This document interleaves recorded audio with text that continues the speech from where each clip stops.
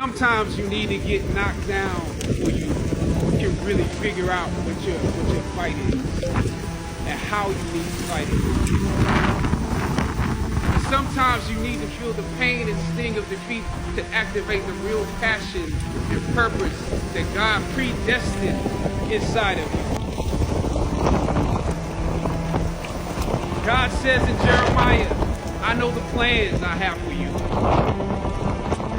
Plans to prosper you and not to harm you.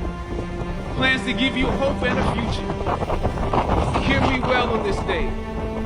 This day when you have reached the hilltop and you are deciding on next jobs, next steps, careers, further education. You would rather find purpose than a job. Purpose crosses disciplines. Purpose is an essential